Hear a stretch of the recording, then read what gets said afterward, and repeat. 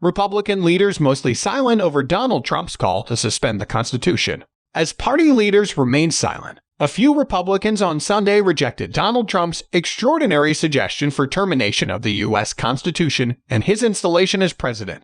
"This is what kills my party right now," said former New Jersey Governor Chris Christie, a Republican who is considering a 2024 presidential campaign against Trump, and spoke on ABC this week. Mike Lawler, an incoming House Republican from New York, told CNN State of the Union that obviously, "I don't support Trump's demands, and that the Constitution exists to protect the rights of every American." Lawler and others suggested that Trump needs to get past his 2020 election loss to President Joe Biden. "I think the former president would be well advised to focus on the future if he is going to run for president again." Higher-ranking Republicans remained silent, while Democrats and others condemned what some described as a call for dictatorship.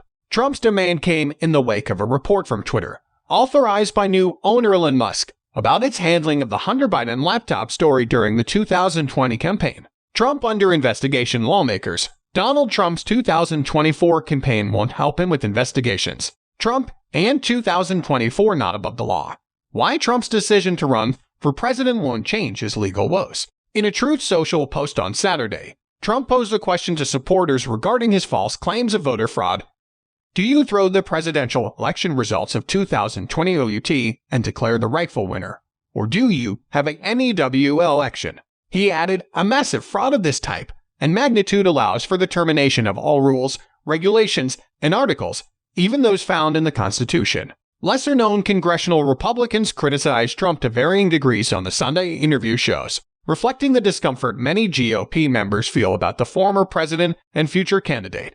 Rep. Dave Joyce, Ohio, who chairs a more moderate faction called the Republican Governance Group, told ABC this week he doesn't think Trump will be nominated again, and he couldn't do anything to the Constitution in any event. "Well, he says a lot of things," Joyce said.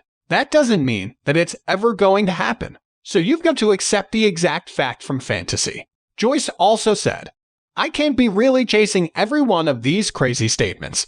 Rep. Mike Turner, Ohio, the top Republican on the House Intelligence Committee, said on CBS Face the Nation that Trump's comments are disqualifying for any presidential contender. "People certainly are going to take into consideration a statement like this as they evaluate a candidate," Turner said. Joe Walsh, a former congressman who left the Republican Party over the elevation of Trump, used his Twitter feed to call out GOP leaders about Trump. Walsh listed a group of prominent Republicans that included House GOP leader Kevin McCarthy as well as potential 2024 presidential candidates like ex-Vice President Mike Pence and Florida Gov. Ron DeSantis. Trump called for the termination of the very thing that you all swore to support and defend, Walsh tweeted.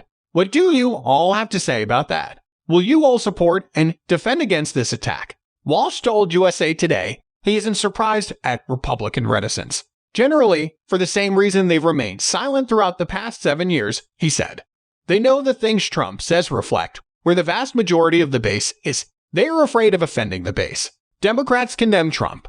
The Biden White House put out a statement that said attacking the Constitution and all it stands for is anathema to the soul of our nation and should be universally condemned. "You can not only love America when you win," Rep. Don Bayer, Diva, said Trump has openly declared himself an enemy of the Constitution and Republicans must repudiate him. Some of the Republicans who spoke out noted that Trump's attack on the Constitution came little more than a week after the former president hosted a dinner with white supremacist Nick Fuentes and rapper Kanye West, who goes by the name Ye. Ye was suspended from Twitter for making anti-Semitic statements and last week gave an interview in which he praised Adolf Hitler. In his ABC appearance, Christie said Trump's announcement of his 2024 candidacy has been uninspiring so far. "Nothing has happened since then except bad things for Donald Trump," he said, because he is being his post-2020 election untethered self. Donna Brazile, former Democratic National Committee chair, said on ABC that more Republicans like Christie need to stand up to the ex-president. "Without a backbone, Donald Trump is going to continue to pull the strings in the Republican Party, and he's going to continue to be the face of the Republican Party," she said. "And only a toxic dictator, or would-be dictator would say, we got to suspend the Constitution."